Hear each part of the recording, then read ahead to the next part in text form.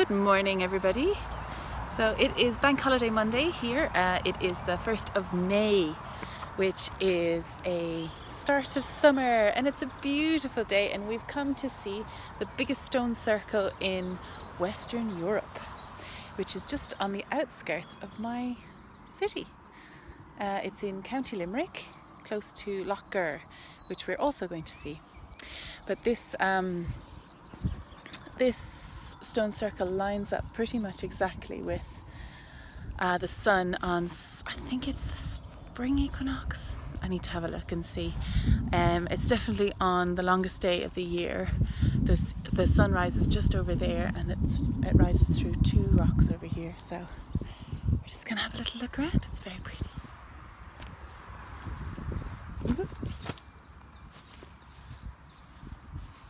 This stone circle is about 6,000 years old, so they believe. It's very difficult to date rocks, but they've seen that from some things that have been left here, beads and sacrifices, things like that. But I believe that the sun rises through those two rocks there, directly in the east. But look at this. So the inside is much lower than the outside. So if you see that difference in the layer, I wonder why that is. The fairies. Is it the fairies, James? Mm-hmm. Some impressive stuff. So all these rocks and trees. I've been here for longer than human civilization. Well, the modern civilization anyway. It's gorgeous.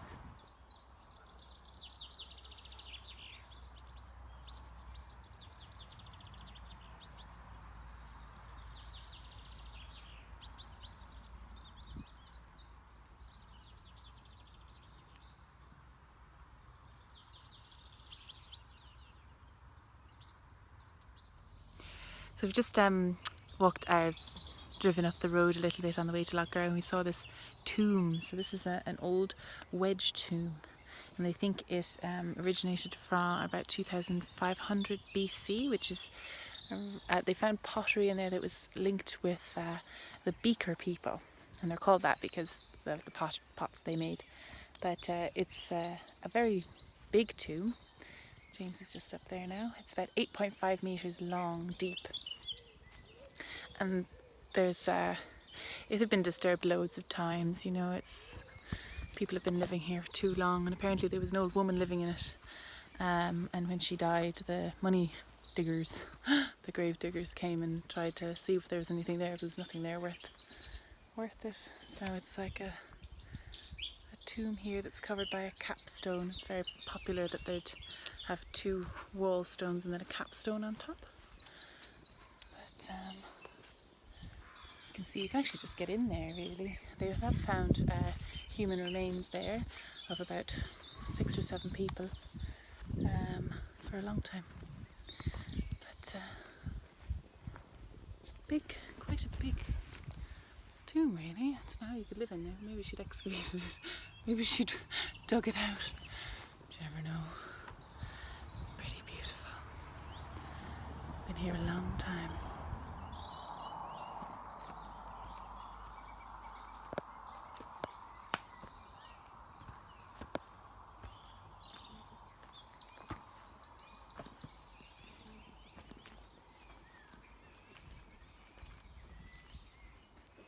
Now this is Lough Gur, which is a place where I always used to go when I was a child.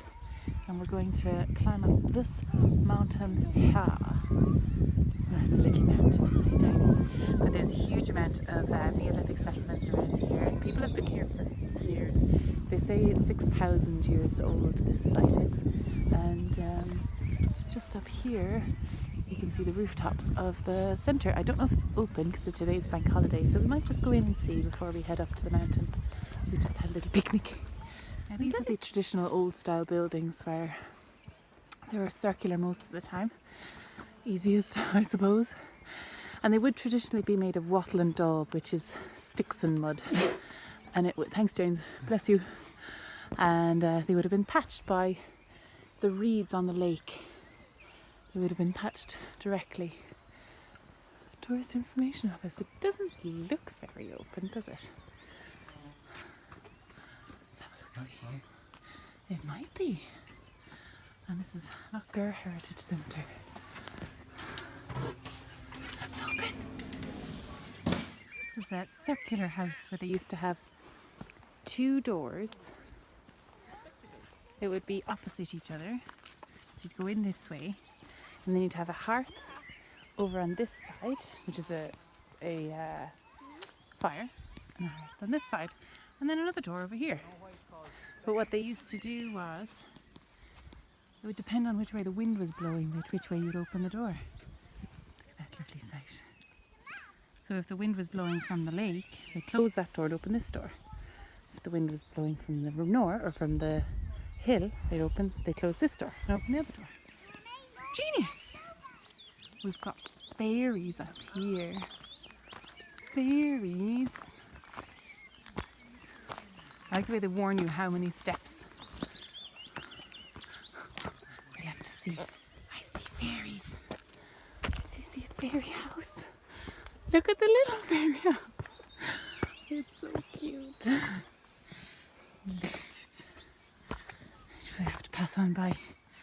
They're busy. Fairies can be super nice or super not nice. Most of the time, not nice, but you didn't hear me say that. Is it like a fairy hotel? Hotel, oh, nice. Another little house. I like the bright doors so you can see where they are. This is the suburbs, obviously. You're coming into a village now.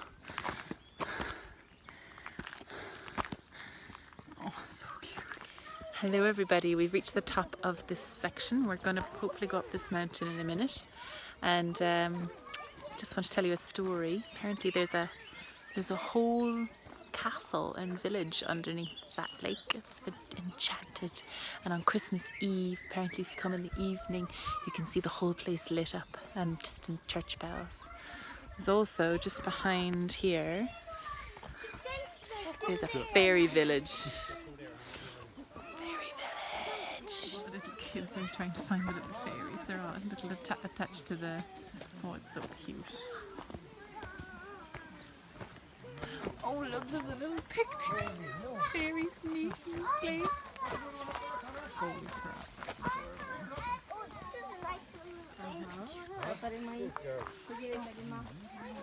Adorable.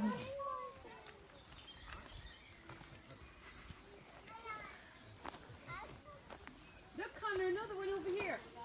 Come find the other one.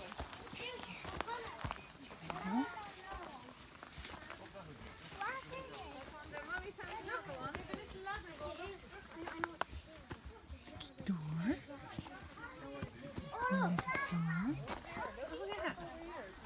Nanny, look at the dangler thing. Look, oh, this one has little windows. I like this one with a little flower light to keep safe.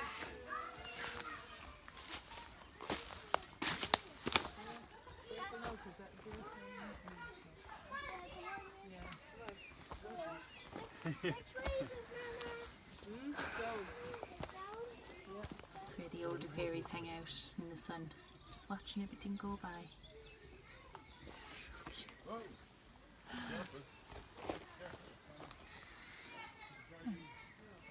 Yes, I like it. And an actual fairy. She lives here, obviously. Just here. This house. So, let's say we're about halfway up the mountain. You can see Lough Gur is just there. And in the distance is the Galtee Mountains where Cush is. I'm trying to figure out. Yeah, I think Cush is just there. There's a 2 double tip mountain and then the mountain next to it is Cush. Oh, that breeze is nice. There's no sheepies here today. There's lots of doggies, lots of tourists. And some rubbish kind of everywhere. We must do better, Limerick. So we made it, and this is the beautiful Lough Gur, and it's actually like a C shape or an L shape, and it goes all the way around there. And the wind is coming at me now, so I don't know if it's going to be on the sound, but up here there's actually, it was a ring fort, and people used to live up here. They used to pick the highest parts of mountains because it was easily defensible and they could see the land all around them, which you can see was a pretty good shout. But oh my god, imagine going up and down that every day to get firewood, because there was no trees up here. This is another reason why the early settlers in Ireland settled up here, because the whole land was trees. So they would pick high up places, so that there was A, no trees to cut down, and B, a really good view of everywhere. And they had a lake just there for water, so, but imagine carting it up. Oh my god. But I suppose maybe this was somewhere that they ran when they were being attacked, because on the lake shore down here,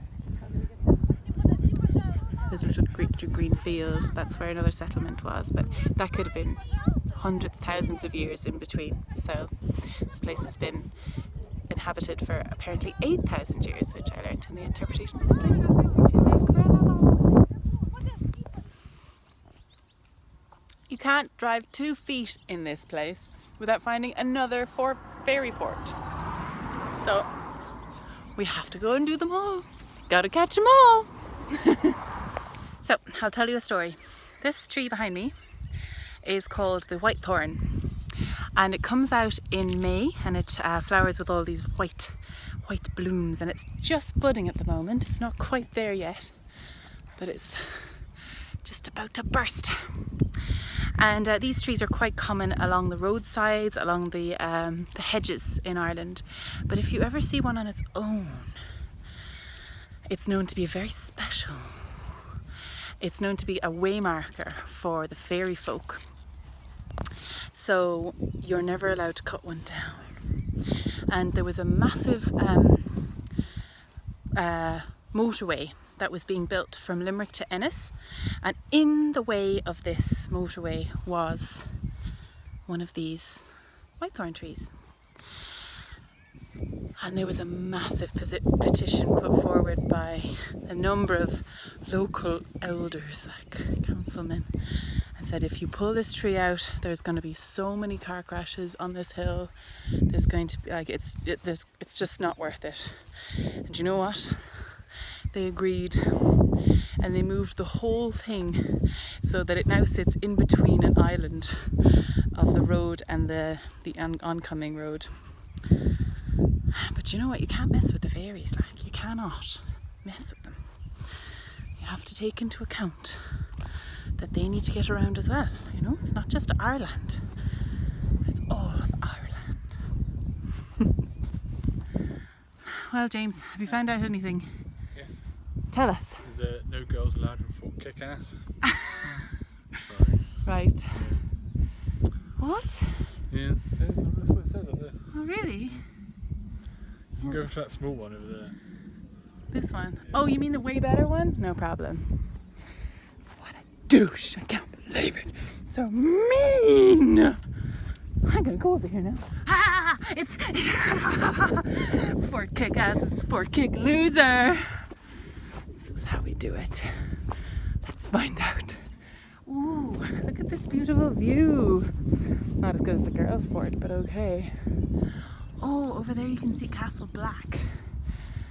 And this is the actual name of the castle. It's a medieval castle. It was built, and there's been a number of families that have owned it for a long time. And there's Lough Gur in the distance. And over this side is the Galties. Now this is such a beautiful view of them, actually. Really pretty. Gosh, we needn't have climbed that big mountain at all. Could have seen it from here. So, this is the Galties over here. Stunning. So this would have been a fort, like a walled fort, with a few moats outside it. There's 2 on this hill, which is quite common as the fort grew bigger and bigger. Would have needed more space. Obviously a girls' fort and a boy fort. And then the internal structure here would have been little villages. I'm sure these have actually been excavated. Let's go over and see.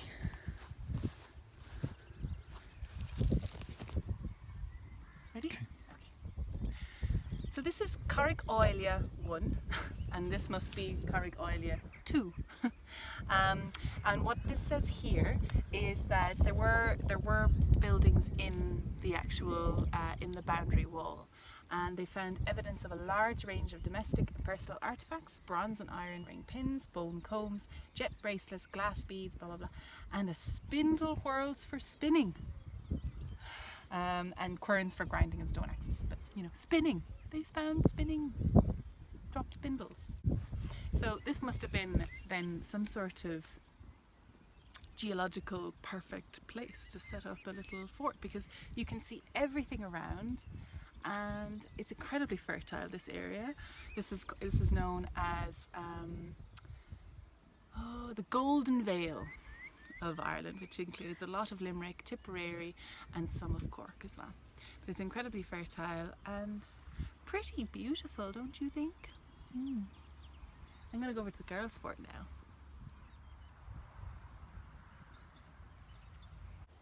This is the girls' fort, which is actually just Carrick Oilia 2, or Ado in Irish.